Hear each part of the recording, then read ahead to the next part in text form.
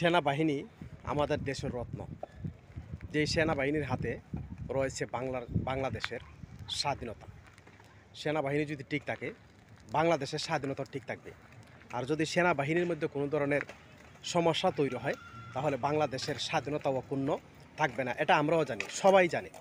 কিন্তু ইদানিং আওয়ামী লীগকে নিষিদ্ধ করার পর থেকে আমাদের সেনাবাহিনীর কাছ থেকে যা আমরা দেখতে পাচ্ছি, তা আমরা কখনো কোনো দিন কামনা করিনি। সেনাবাহিনীর বক্তব্য তো আপনারা শুনেছেন। একটা দেশের প্রধান, সেনা প্রধান, সে কিভাবে বলতে পারে যে যদি আগামী ডিসেম্বরের আগে নির্বাচন দেওয়া না হয়, তাহলে আমরা আমাদের পক্ষ থেকে কোনো ধরনের সহযোগিতা আমরা বর্তমান সরকারকে করব না। এই কথাটা বলার সাহস কোথায় পায়? করিডোর নিয়ে যা বলেছে তা আপনারা তো শুনেছেন। কিন্তু আওয়ামী লীগের আমলে ভারতকে করিডোর দেওয়া হয় নাই। আওয়ামী লীগের আমলে ভারতের সাথে বিভিন্ন ধরনের চুক্তি হয় নাই। আওয়ামী লীগের আমলে ভারতকে জাফলং একটা মার দেওয়া হয় নাই। এটা তো বেশি দিনের আগের না, কয়েকদিন আগের ঘটনা আপনারা শুনেছেন। বাংলাদেশকে ভারতের কাছে বিক্রি করে দেওয়া হয়েছে। কিন্তু কোনোদিন সেনা প্রধানের কাছে আপনারা এমনভাবে কঠোর কোনো শব্দ শুনেছেন? হাজার হাজার মানুষকে গুম করা হয়েছে, ক্রস ফায়ার দেওয়া হয়েছে, খুন করা হয়েছে।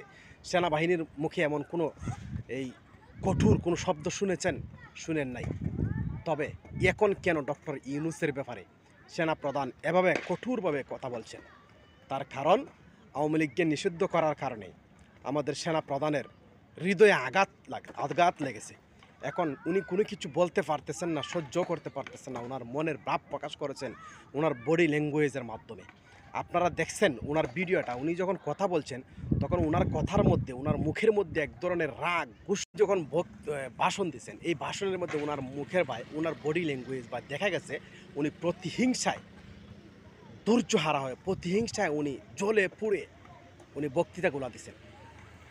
ওনার বক্তৃতাগুলো শুনলে আপনারা পাবেন, দেখবেন উনি কি ভয়ঙ্করভাবে প্রতিশোধ পরায়ণ, উনি কীভাবে দাম্ভিকতার সাথে বলছেন। একটা দেশের প্রধান যদি এভাবে, রাজনৈতিক নেতাকর্মীকে যদি এভাবে ঘায়াল করা হয়, তাহলে দেশটা কোন দিকে যাবে এটা তো আপনারা বুঝতে পারছেন। হয়তো এখন আওয়ামী লীগ যারা আছে, বিএনপি, ডক্টর ইউনূসের বিরোধী যারা আছে, তারা হয়তো সেনা প্রধানের এই বক্তৃতা শুনে হয়তো তারা তালি বাজাচ্ছেন যে সেনাবাহিনী কঠোরভাবে একটা কথা বলছেন। না, আপনারা তালি বাজানোর কোনো কিছু নাই। এই বক্তৃতাটা আপনাদের জন্য রেড লাইন। শুধু আপনাদের জন্য না, বাংলাদেশের যত রাজনৈতিক দল আছে প্রত্যেকটা রাজনৈতিক দলের জন্য এই সেনাবাহিনীর কঠোর বক্তব্যটা আপনাদের জন্য রেড লাইন। যদি আপনারা বুঝতে পারেন, এটা শুধু ডক্টর ইউনূসকে দেয় নাই, বাংলাদেশের 18 কোটি জনগণকে এভাবে রাগান্বিত হয়ে প্রতিহিংসায় এভাবে জ্বলে রাগে গুস্সায় বক্তৃতা দিচ্ছে সেনাপ্রধান। এখন থেকে যদি বাংলার জনগণ যদি সংশোধন না হন, ঐক্যবদ্ধ না হন, তাহলে আপনাদের জন্য খুব ভয়ঙ্কর পরিস্থিতি অপেক্ষা করছে। আপনারা অপেক্ষায় থাকেন। আপনারাও এই সেনাবাহিনী যে বডি ল্যাঙ্গুয়েজের মাধ্যমে যা বোঝাচ্ছে, এই গোলামের জিঞ্জির আপনারাও আপনাদের পায়ের মধ্যে এই গোলামের জিঞ্জির পরানো হবে। সুতরাং রাজনৈতিক ভেদাভেদ ভুলে সবাই ঐক্যবদ্ধ হন। সবাই ঐক্যবদ্ধ হয়ে দেশটাকে স্বাধীনতা বজায় রাখুন, সার্বভৌমত্ব বজায় রাখুন।